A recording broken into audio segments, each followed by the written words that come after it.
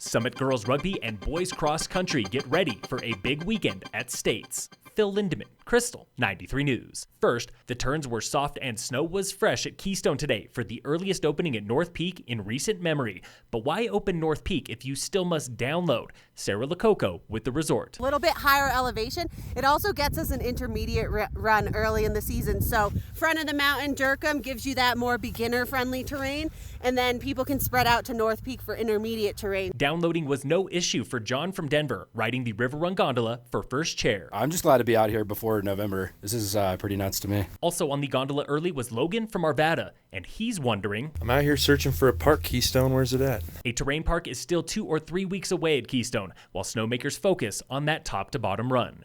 Meanwhile, Loveland opened today with the only top-to-bottom run in Colorado, and A-Basin is making snow up top to open Lenawee Chair soon. All 3 resorts got 20 inches or more this week, with up to another foot Sunday into Monday.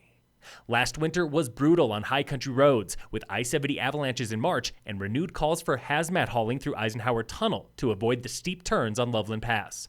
But could HAZMAT ever share the tunnel with commuters? CDOT Director Shoshana Liu. There's a study that we're undergoing right now per legislation last session, about taking a look at HAZMAT in the tunnel. That's an ongoing process right now. Discussing that study is CDOT, State Patrol, and truckers unions. But for now, HAZMAT haulers are required to use Loveland Pass. This winter, you can expect to see more state troopers in Summit and Garfield counties, while Eagle County is about the same. State Patrol Captain Jared Rapp says Highway 9 north and south of Summit is a big priority, led by 2 fatalities near Blue River this August and 9 injuries outside Green Mountain Reservoir in September. We identified Highway 9, both north and south of Silverthorne, as trouble areas, and we ended up putting more cooperative team ops out there. Also new this winter is the updated passenger vehicle traction law, with fines of up to $650 if you block traffic due to bald tires.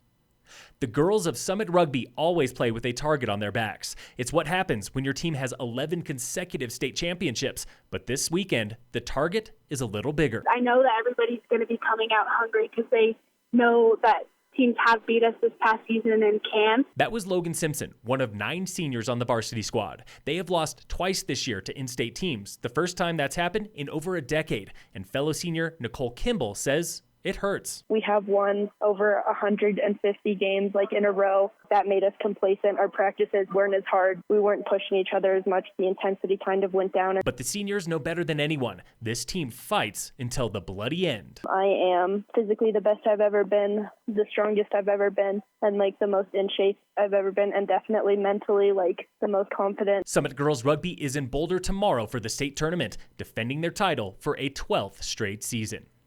It has been more than a decade since the Summit boys cross-country team went to state, and tomorrow they're back racing in Colorado Springs. So how does it feel? Senior Max Bonenberger, who's also a state mountain biker. I think running is definitely a lot more nerve-wracking. It's just a lot more pressure on me for some reason, because I feel like I have to do better. But head coach Heather Quarantillo had no doubts her boys would qualify. They have worked together as a team more than I have ever seen any Summit High School boys cross-country team work together. Senior Grace Stayberg is the lone girl who qualified for state, dropping more than a minute on her personal record from junior to senior year. I'm just really happy with how the season has turned out this far, which has just made me excited for state more than anything. Stayberg and the boys race tomorrow, including Dominic Ramikis, the top-ranked freshman in the state.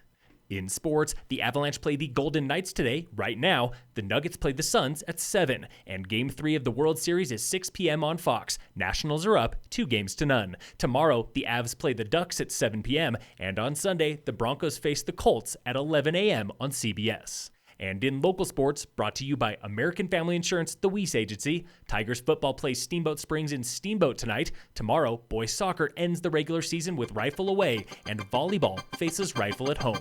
Phil Lindemann, Krystal, 93 News.